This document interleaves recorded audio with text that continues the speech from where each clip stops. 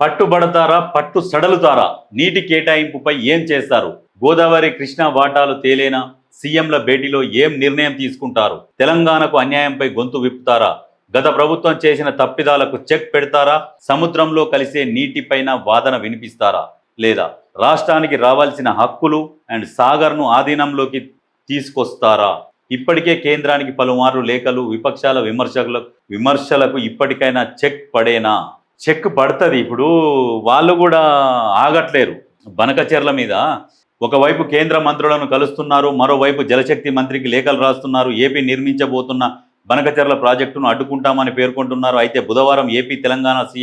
సీఎంలతో ఢిల్లీలో భేటీ జరగనుంది ఇది కేంద్ర జలశక్తి మంత్రి సిఆర్ పాటిల్ నేతృత్వంలో నిర్వహిస్తున్నారు అయితే ఈ భేటీలో కృష్ణా గోదావరి జలాల నీటి వివాదాలపై చర్చించనున్నారు ఇందుకు ప్రధాన అంశంగా బనకచెర్ల ప్రాజెక్టు అంశంపై చర్చించనున్నట్లు సమాచారం దీంతో అలర్ట్ అయిన తెలంగాణ ప్రభుత్వం బనకచెర్లపై చర్చించాల్సిన అవసరం లేదని వెంటనే ఎజెండాను సవరించాలని కేంద్ర జలశక్తి కార్యదర్శికి లేఖ రాసింది కరెక్టే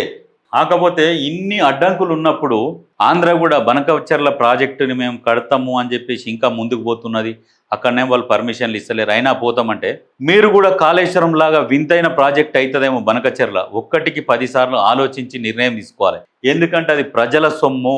మీ ఇళ్లలోకి వెళ్ళి పుట్టిన సొమ్ము కాదు ప్రజలు కట్టే ట్యాక్స్ ద్వారా ఆ సొమ్ము ద్వారా మీరు ప్రాజెక్టు కడుతున్నారు ప్రాజెక్ట్ ఎప్పుడైనా కమిషన్ల కోసం కట్టకండి ప్రజల